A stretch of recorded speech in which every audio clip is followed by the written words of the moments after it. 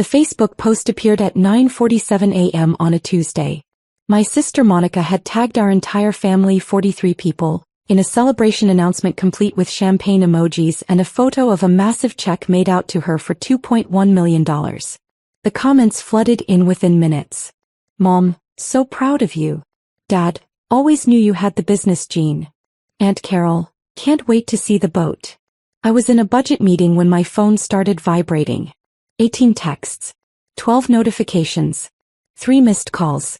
I excused myself and stepped into the hallway. My hands went cold as I scrolled through Monica's post. The warehouse. My warehouse. The 47,000 square foot industrial building on 7th Street that I'd purchased 6 years ago for $890,000. The property that generated $18,500 monthly from 3 established commercial tenants. The building Monica had just announced selling without my knowledge, consent, or legal authority.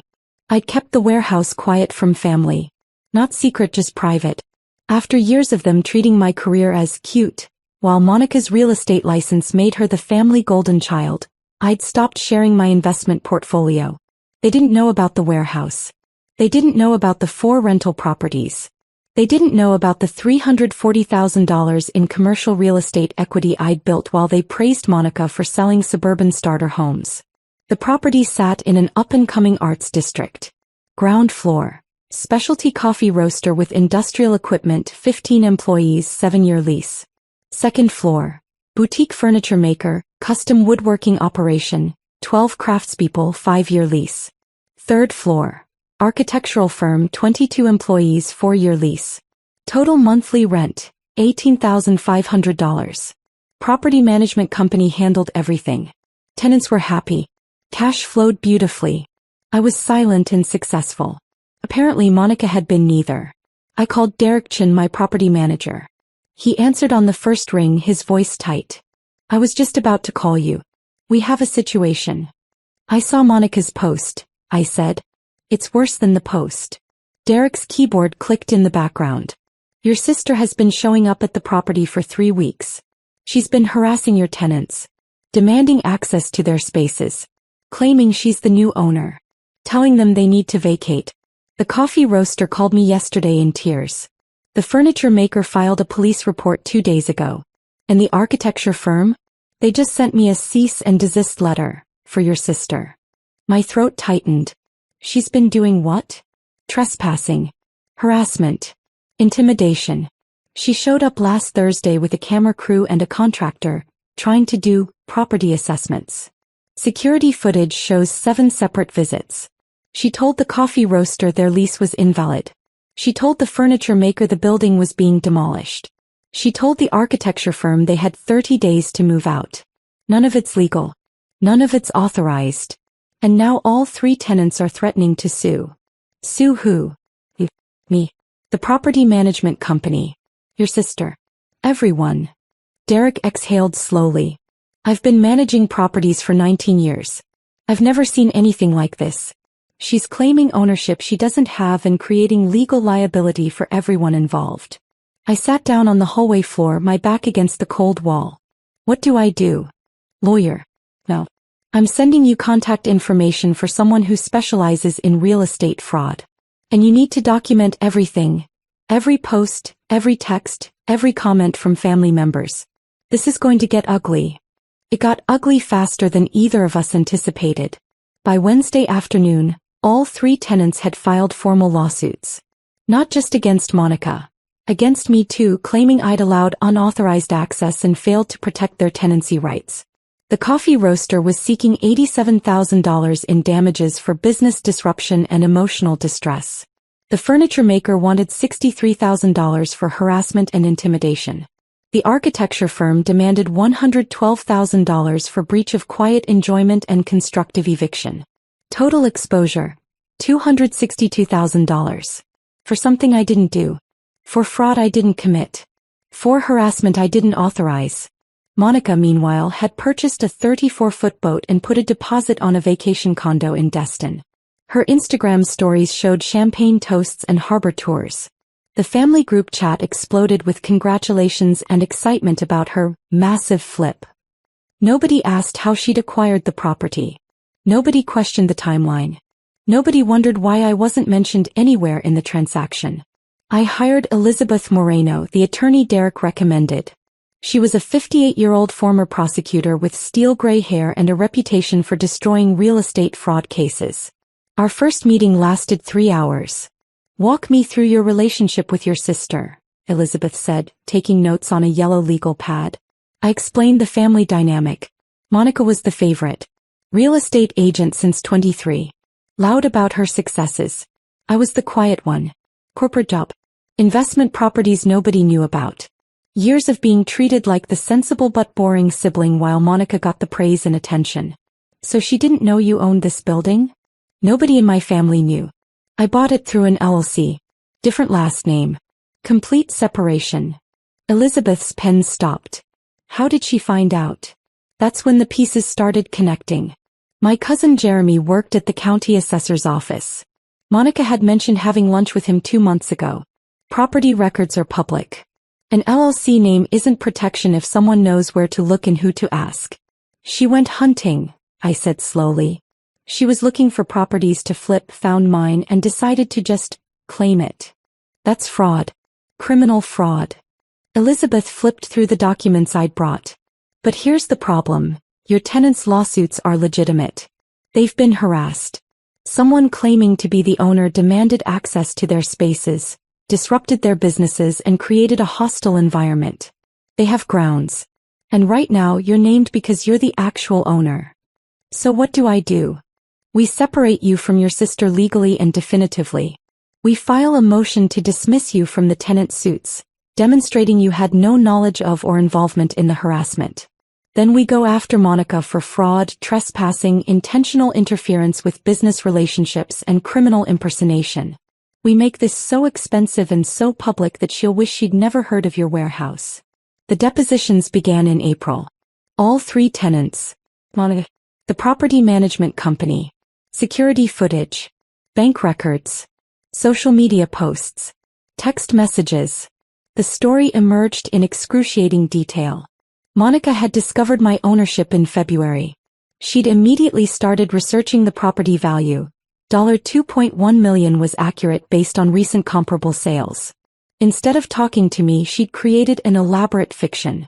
She told the family she'd acquired a warehouse in a prime location. She posted about her investment property. She hired a real estate photographer to take exterior shots. She created marketing materials listing herself as the owner. Then she started showing up at the building. The coffee roaster's owner, James Martinez, testified first. His hands shook as he described Monica arriving unannounced on March 3rd, demanding to inspect her property. When he asked for identification proving ownership, she'd threatened to have him removed for trespassing.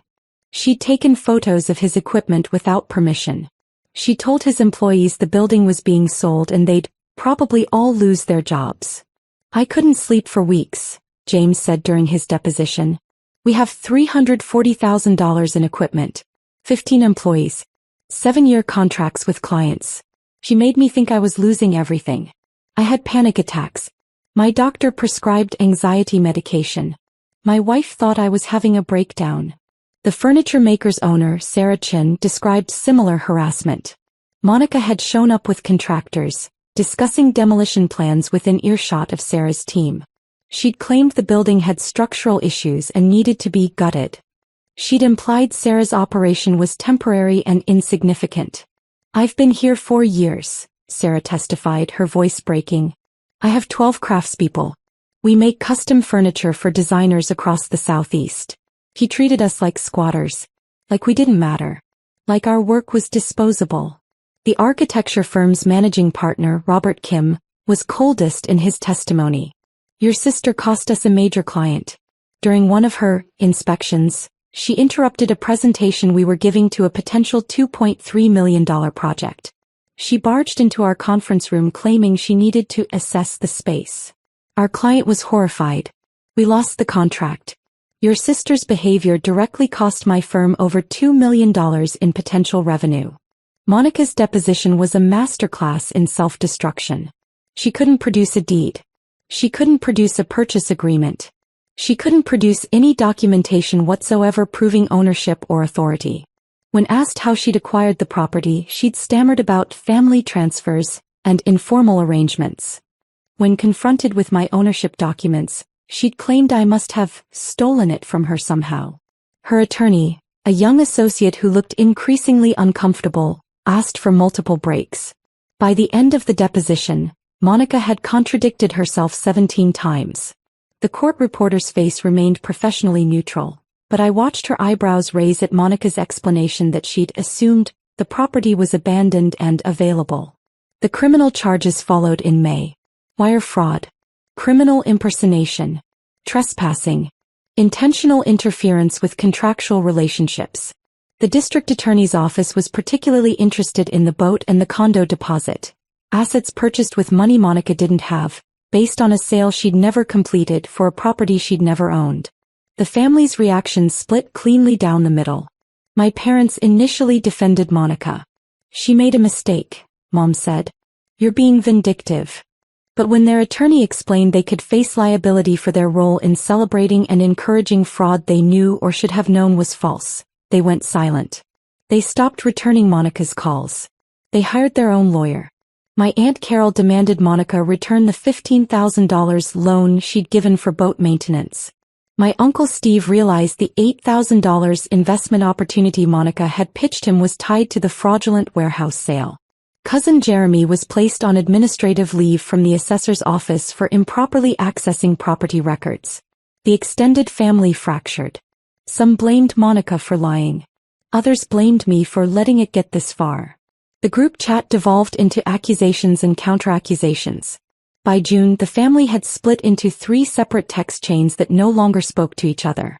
The tenant lawsuits settled in July. My attorney successfully removed me from all 3 cases, demonstrating I had no knowledge of or participation in Monica's harassment. The tenant's legitimate claims became Monica's sole responsibility. Total judgment, $262,000. Plus legal fees, $94,000. Total liability, $356,000.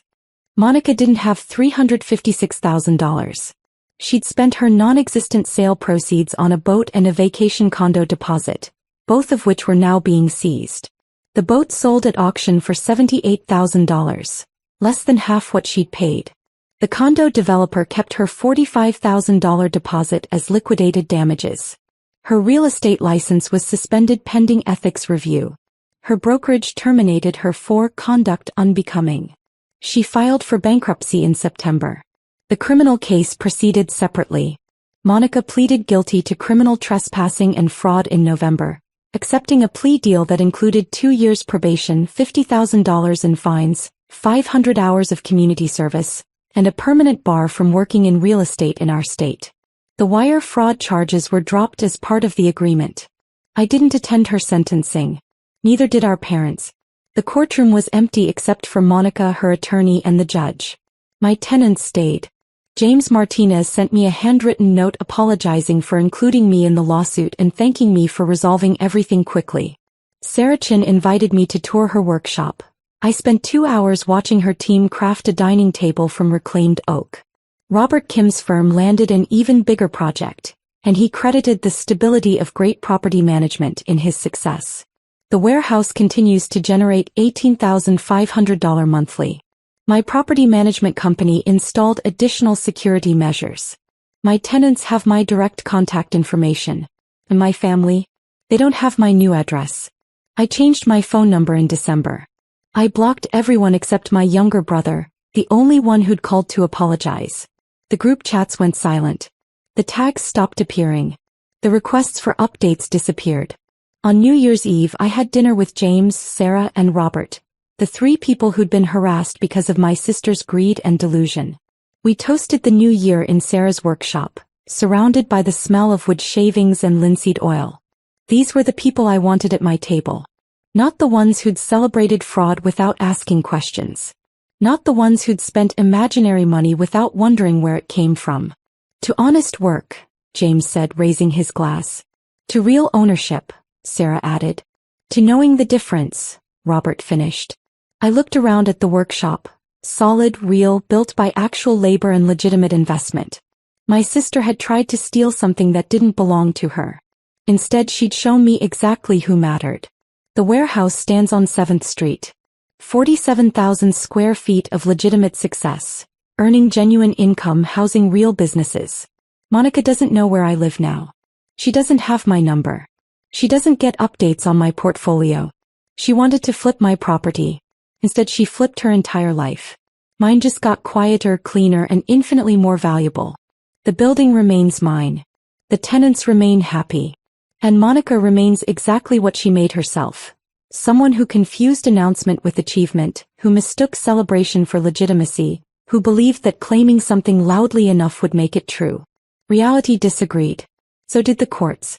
So did I.